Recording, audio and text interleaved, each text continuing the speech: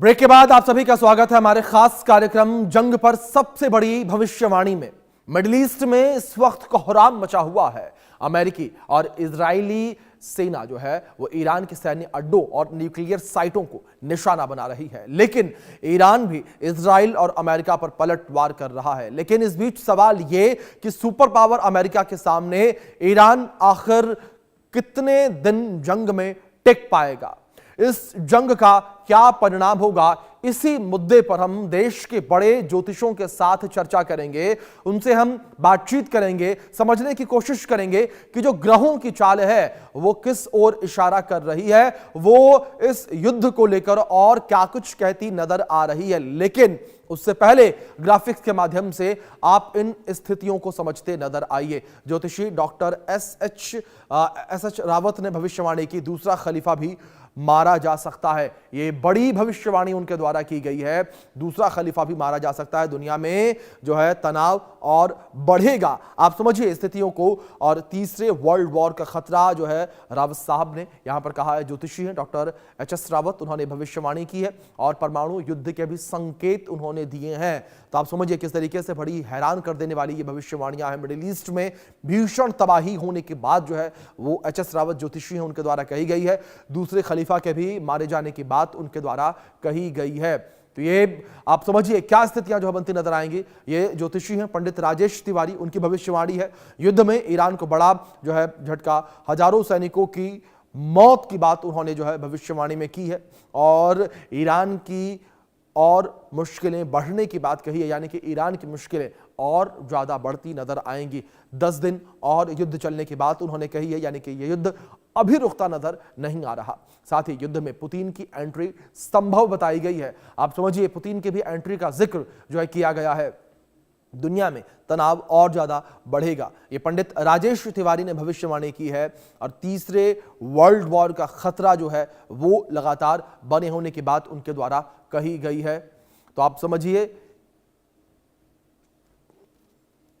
किस तरीके से यहां पर ये स्थितियां जो हैं ये किस तरीके से स्थितियां जो है बनी हुई नजर आ रही हैं। और लगातार जो है जो भविष्यवाणियां निकलकर सामने आ रही हैं वो भविष्यवाणियां बड़ी ही हैरान परेशान करने वाली और डराने वाली जो है वो बनी हुई नजर आ रही हैं। और लगातार जो है लोग इन भविष्यवाणियों को देखकर डरे सहमे नजर आ रहे हैं। और हमारे साथ ये भविष्यवाणी करने वाले ज्योतिषी पंडित राजेश तिवारी जी भी जुड़ गए हैं। पंडित राजेश तिवारी जी, सबसे पहले तो बहुत स्वागत है आपका इंडिया न्यूज पर। और पंडित राजेश तिवारी जी, मैं आपसे इस भविष्यवाणी को लेकर ही पहला सवाल करना चाहूंगा कि जो स्थितियां इस वक्त बनी हुई नजर आ रही हैं, इन स्थितियों को लेकर क्या कुछ कहेंगे आप? ग्रहों की चाल जो है वो क्या इशारा करती हुई नजर आ रही है इस युद्ध के हालात के बीच? देखिए, ऐसा है, यदि हम इस युद्ध विभीषिका के समापन की बात करें तो निश्चित रूप से अभी इसके कोई भी ग्रहीय लक्षण स्पष्ट रूप से दिखाई नहीं देते हैं। पहली बात यह समझ लीजिए कि युद्ध का जो मूलभूत कारक है उसे मंगल नामक ग्रह कहते हैं। मंगल चूंकि अभी कुंभ राशि में ही गोचर कर रहा है और जी सबसे बड़ी जो समस्या है मंगल के साथ वह अस्तगत है। मंगल पूरे विश्व में रक्षा कवच प्रदान करने वाला ग्रह है।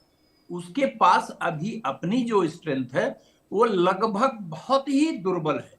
और वहीं पर पापक ग्रह राहु का पाया जाना, मंगल राहु की युति, और मंगल राहु की युति कुंभ राशि में, यह वायु के आक्रमण का संकेत देती है। कारण यह है कि वास्तव में कुंभ राशि वायु तत्व प्रधान राशि है।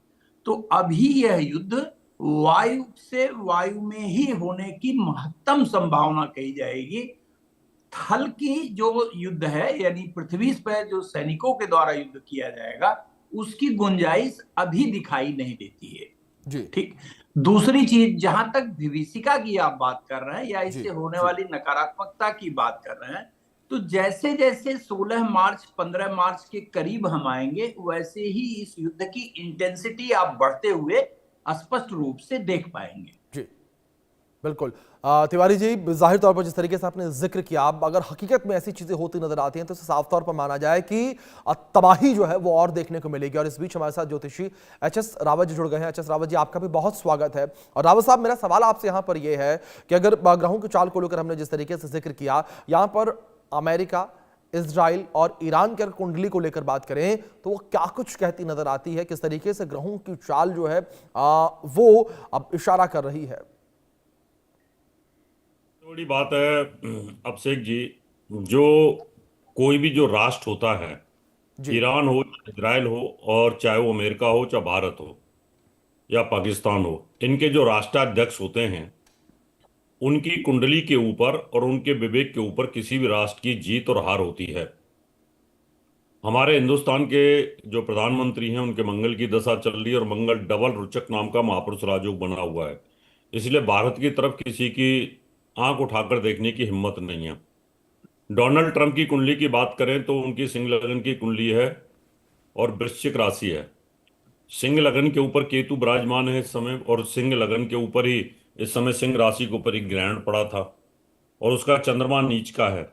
जो व्यक्ति साइको होता है, चंद्रमा नीच वाले व्यक्ति ज्यादातर साइको होते हैं। उनका मेंटल लेवल जो है डिस्टर्ब रहता है, कभी आगे पीछे, कभी अपनी बात पे स्टेबल होते नहीं है। तो इसलिए इस युद्ध के अंदर अमेरिका का बहुत बुरा हाल होने वाला है और कहीं ना कहीं राष्ट्रपति डोनाल्ड ट्रंप के लिए भी अच्छे संकेत नहीं हैं।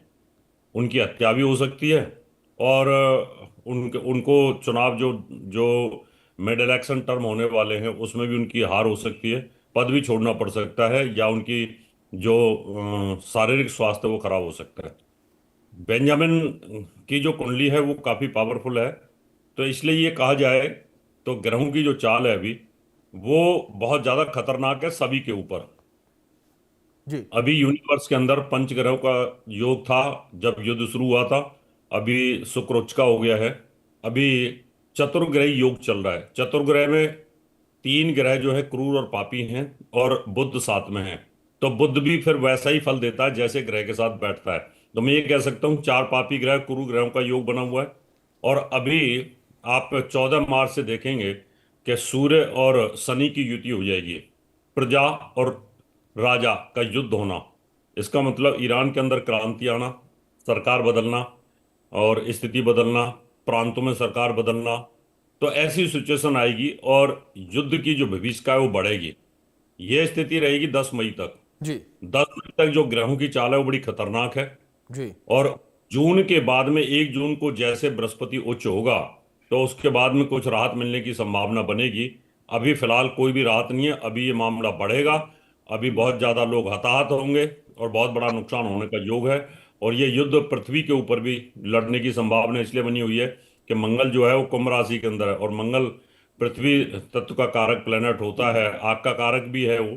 और मंगल राहु की युति जो अंगारक योग बना के बैठी हुई है वो बहुत ही खतरनाक बनी हुई है। इसलिए अभिषेक जी, अभी ये नहीं कहा जा सकता कि कहीं कुछ राहत है। अभी ये स्थिति और भड़कने के योग बने हुए हैं इस समय पर।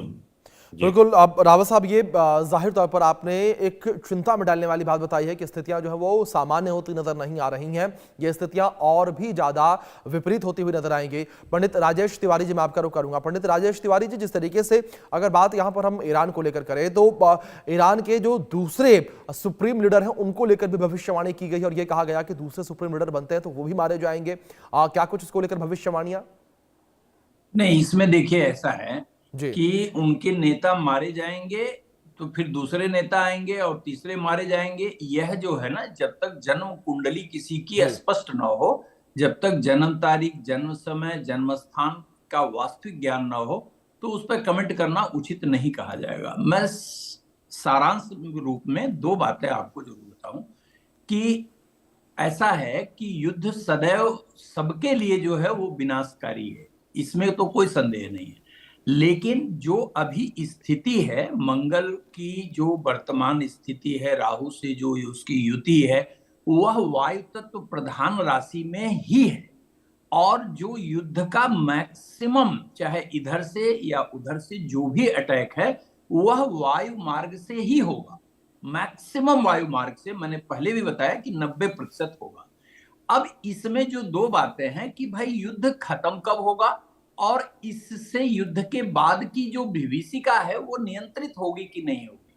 तो दो बातें इसमें आप जान लीजिए कि सूर्य का मीन राशि में जब परिवर्तन होगा तो निश्चित रूप से चाहे डोनाल्ड ट्रंप जी हो या ईरान के मुखिया हो, इन दोनों को ही यह महसूस करना होगा कि अब लंबा युद्ध नहीं कर सकते और संपूर्ण विश्व का दबाव बेंजामिन पर, डोनाल्ड पर और वहां के लीडर पर, ये प्रत्यक्ष या अप्रत्यक्ष रूप से आप स्वयं होते हुए देखेंगे। लेकिन जैसा मैंने कहा कि 26 मार्च को मंगल का अस्तगत अवस्था खत्म हो जाएगा जी। और 26 मार्च से 2 अप्रैल के बीच में निगोशिएशन की गुंजाइश बनने लगेगी।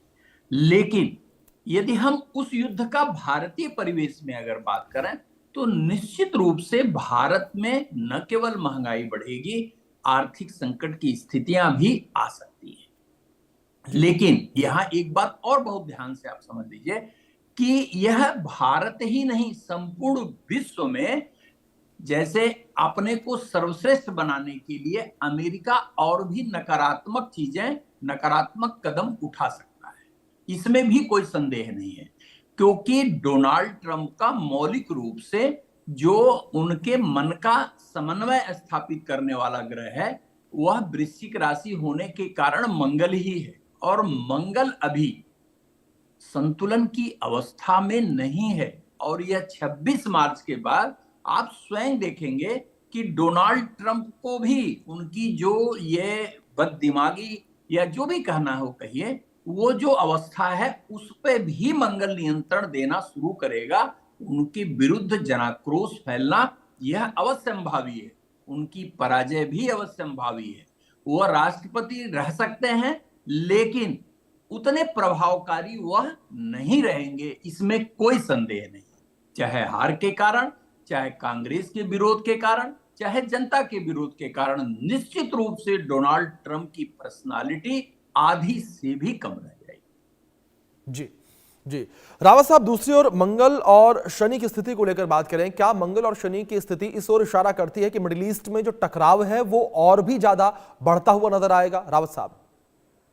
अभिषेक जी, अभी तक प्रथम विश्व युद्ध से लेकर के और उससे पहले भी जितने राजाओं के युद्ध हुए, देशों के युद्ध हुए, चाहे वो सिकंदर का युद्ध था, चाहे वो नेपोलियन का था, किसी का भी था, हिटलर का था, सबको देखें आज तक प्रथम विश्व युद्ध से लेकर द्वितीय विश्व युद्ध हो गया, फिर हमारा 65 का युद्ध हो गया, 62 का युद्ध हो गया, 71 का युद्ध हो गया, खाड़ी का युद्ध हो गया, फिर 2003 का, 5 का, ये जितने भी युद्ध हुए हैं ये सब होते हैं शनि और राहु की युति में, मंगल शनि की युति में। जब शनि राहु की युति होती है तो युद्ध लंबे चलते हैं, और जब मंगल शनि की युद्ध होती है तो 2-4 महीने में वो युद्ध समाप्त हो जाते हैं, लेकिन भयावह होते हैं।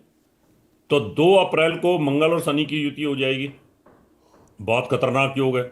और सूर्य ऑलरेडी वहां पर चल ही रहा है, सूर्य तो चलेगा ही चलेगा, क्योंकि 14 मार्च को सूर्य वहां पर ट्रांजिट कर जाएगा।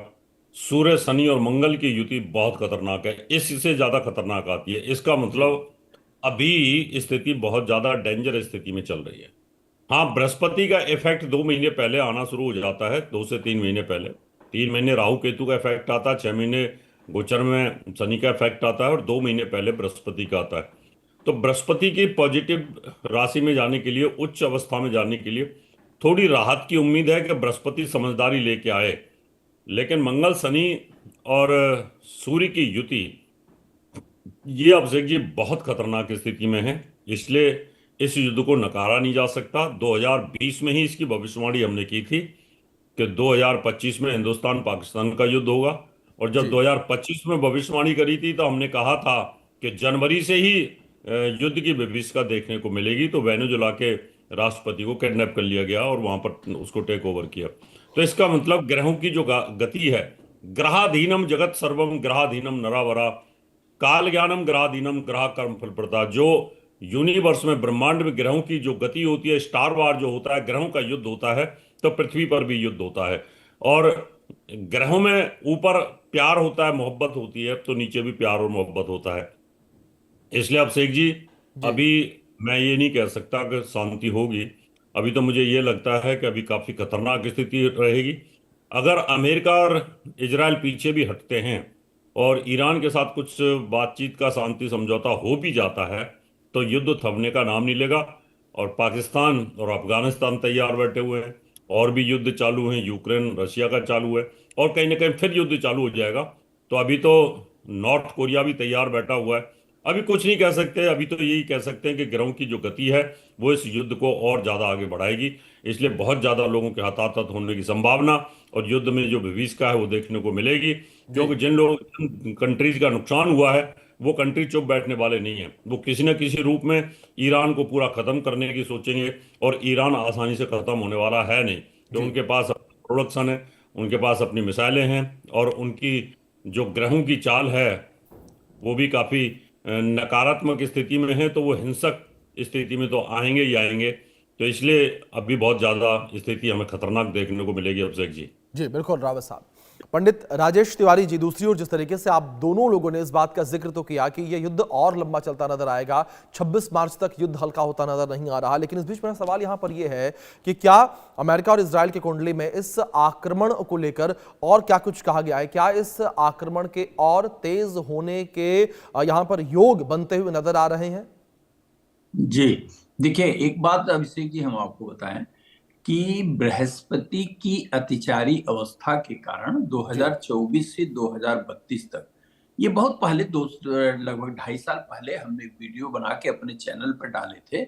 उसमें सारी जो है युद्ध की पूरे संपूर्ण विश्व की स्थितियों को स्पष्ट मैंने किया है कि न केवल अमेरिका की दादागिरी 2032 के पहले खत्म हो जाएगी, इकोनॉमिक पावर सेंटर भी बदलेगा, प्राकृतिक संतुलन भी होगा, भारी जनहानि होगी, लेकिन वह जो है ये युद्ध का प्रोसेस एक देश का दूसरे देश से, दूसरे देश का तीसरे देश से, ये चलता रहेगा, इसमें कोई दो राय नहीं है। लेकिन वर्तमान जो युद्ध चल रहा है अमेरिका, ईरान और बेंजामिन का, यह निश्चित रूप से आप समझिए कि इसको 26 मार्च के बाद से निगोशिएशन की स्थिति बनती हुई दिखाई देती है।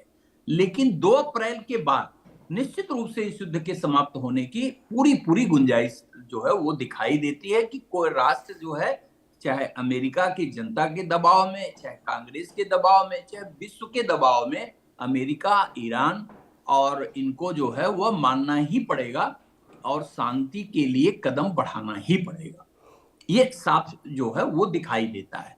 लेकिन कि इसका ये अर्थ नहीं है कि ये दूसरे और राष्ट्र लड़ नहीं सकते, दूसरे राष्ट्र का युद्ध संभव है, लेकिन इस युद्ध की लॉन्गेविटी निश्चित रूप से अब जैसे 26 मार्च तक तो बहुत बढ़ने की गुंजाइश है, बहुत जानमाल की जो है हानि की गुंजाइश है, आर्थिक नुकसान की संभावनाएं हैं, लेकिन 26 मार्च के बाद से निश्चित रूप से इस दिशा में सार्थक प्रयास हर राष्ट्र के तरफ से होता हुआ आपको दिखाई दे सकता है। बिल्कुल। लेकिन जैसे जो आपने सवाल किया इजराइल का, ईरान का, अमेरिका का, इसमें वस्तु स्थिति यह है कि जैसे इजराइल के जो नेता हैं, नेतान्याहू, इनकी स्थिति सबसे खराब दिखाई देती है। ठीक है, जहां डोनाल्ड ट्रंप की स्थिति खराब है वहां इनकी भी स्थिति बहुत खराब है। इनके पद से च्युत होने की, यानी इनके पद से जो है वो जाने की संभावना है, और ये 2026 के पहले हो सकता है कि इनके विरुद्ध न केवल जो है वो चुनाव हारे ये, बल्कि जनता का ही विद्रोह हो जाए, जिससे इन्हें इस्तीफा देना पड़े या ये पद से किसी भी प्रकार से वो हटना ही होगा इनको, नेतान्याहू को। ये जान लीजिए आप। जी जी रावत साहब, दूसरी ओर जिस तरीके से यहां पर तमाम बातों का जिक्र किया जा रहा है, अगर हम मिडिल ईस्ट को लेकर बात करें थोड़ी सी, क्या मिडिल ईस्ट के ऊपर भी इस तनाव का असर जो है काफी ज्यादा देखने को मिलेगा और इस तनाव की वजह से जो है स्थितियां और गंभीर बनती नजर आएंगी? क्योंकि जिस तरीके से जब 2026 की शुरुआत हो रही थी रावत साहब, तब भी हम लोग जुड़े थे, तब भी हम 2026 को लेकर चर्चा करते नजर आ रहे थे। तो उस वक्त ये कहा जा रहा था कि 2026 की शुरुआत जो है वो तनावपूर्ण होगी पूरे विश्व के लिए। लेकिन रावत साहब, मेरा सवाल यहां पर यह है कि क्या पूरा का पूरा 2026 इसी तरीके से बीतने वाला है या 2026 में थोड़ी राहत मिलती हुई भी नजर आ रही है, यानी कि वैश्विक स्तर पर तनाव कम होता हुआ नजर आ रहा है या नहीं? अब शेख जी, पहली बार जब हमने आपके साथ ये शूट किया था और लाइव हुआ था, उस समय ये कहा था कि जो 2026 का हाफ पार्ट है, जी पहला हाफ पार्ट, जी बहुत ज्यादा खतरनाक स्थिति में है, यानी जून जुलाई तक का। जी उसके बाद फिर रात आनी शुरू हो जाएगी। और ये एक नेचुरल आंकड़ा भी बनता है और ग्रहों का आंकड़ा भी बनता है। नेचुरल तो ये है कि आज का जो युद्ध है वो तो बहुत लंबे समय तक चलता नहीं है। आजकल अब वो हथियारों की लड़ाई तो रही नहीं कि बंदूक से लड़ना है, तलवार से लड़ना है। अब तो जिसके पास जितना अम्नेशन है, उतनी मिसाइलें मार के और या ड्रोन मार करके, हवाई जहाज मार करके। अब 6 महीने तक ड्रोन और हवाई जहाज कितने तो बनेंगे और कितने गिरेंगे, सारे खत्म हो जाएंगे 6 महीने में। तो इसलिए हाफ पार्ट 2026 का, जून जुलाई तक का, तब तक स्थिति खराब रहेगी। फिर धीरे धीरे इनकी कमर टूट जाएगी खुद ही युद्ध करने वालों की।